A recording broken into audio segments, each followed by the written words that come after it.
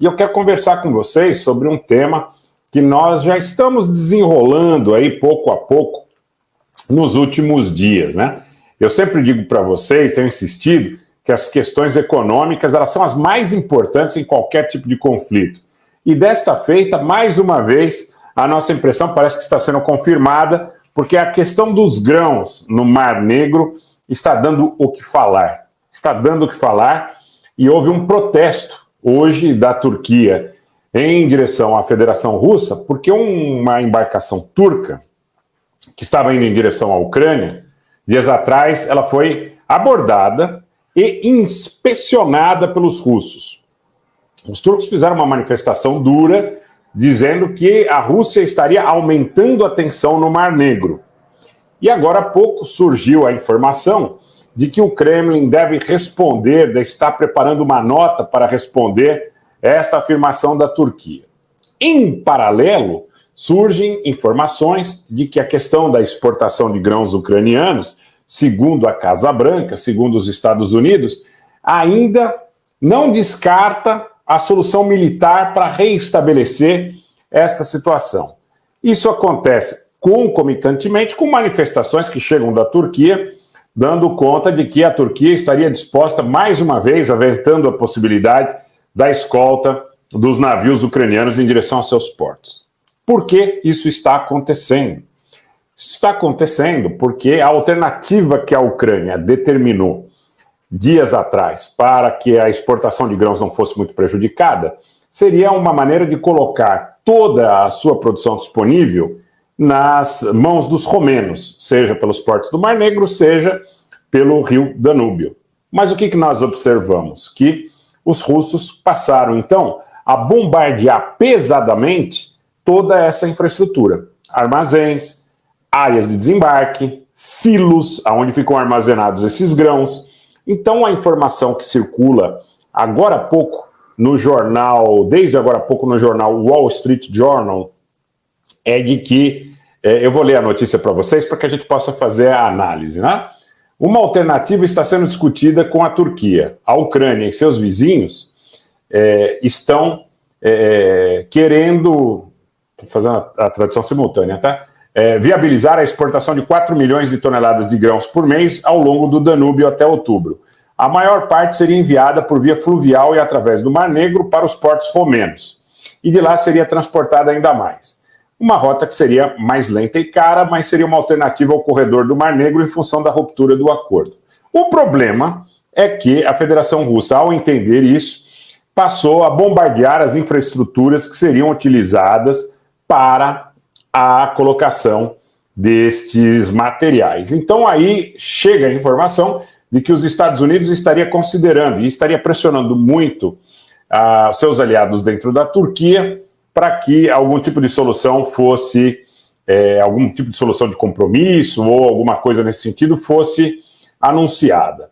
Por que as coisas estão complicadas? Porque aí, de novo, os grandes interesses econômicos estão envolvidos. Grandes interesses econômicos estão envolvidos. E esses grandes interesses econômicos estão cobrando dos seus governos, ou dos seus lobistas, ou dos seus aliados, que se dê uma solução à questão destas rotas no que tange à exportação de grãos. Isso vem um dia que a agência de Belarus, Belta, ouviu o presidente Lukashenko, que fez algumas afirmações que devem ser trazidas para consideração. Ele diz o seguinte: o presidente Lukashenko disse que Minsk não entrará em guerra com a Ucrânia se não for atacado.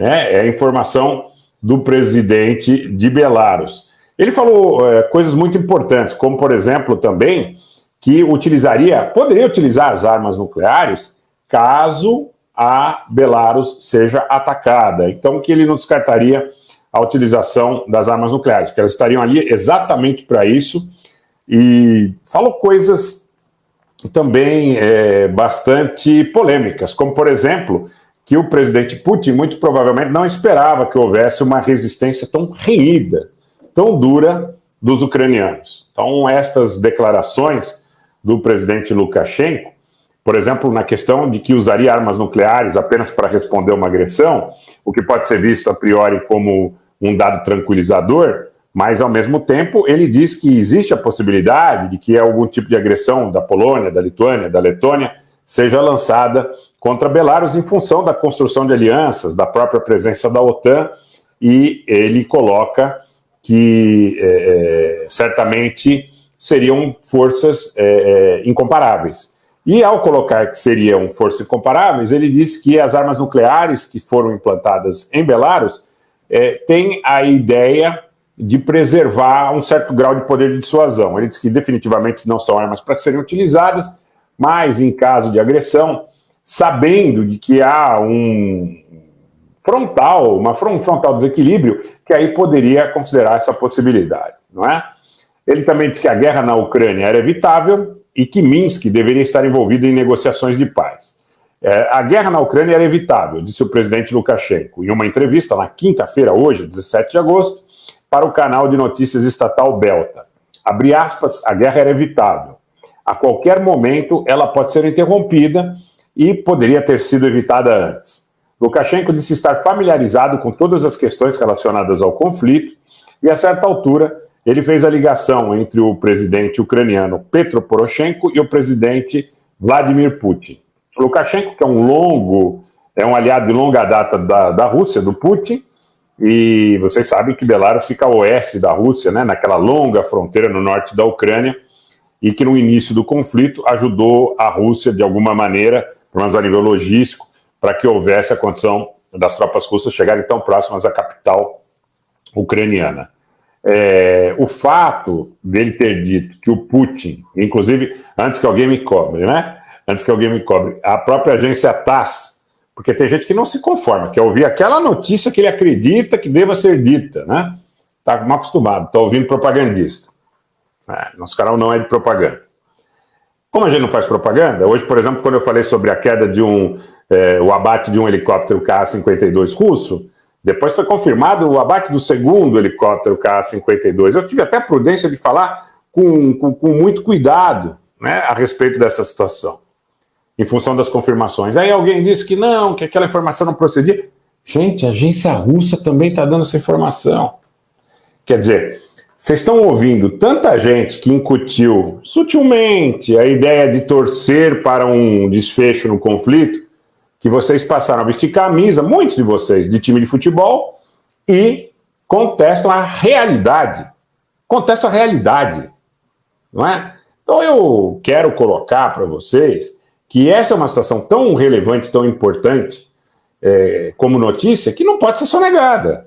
Assim como eu não sonego as informações que eventualmente sejam favoráveis ao outro lado. Nós não sonegamos informação. Quem acompanha nosso canal no Telegram e no Twitter sabe disso. A gente procura fazer o trabalho mais honesto possível no que diz respeito aí à difusão de informações. As falas do presidente Lukashenko também, por alguns, poderiam ser vistas com antipatia, porque ele coloca,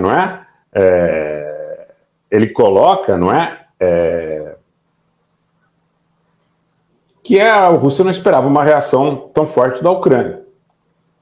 Então tem gente que diz que isso não é realidade, que não é verdade. Um dos aliados mais próximos de Moscou diz isso. Quando perguntado, por exemplo, se o presidente Putin estaria preocupado, ele disse que o Putin, como uma pessoa normal, está preocupado com o destino desse conflito.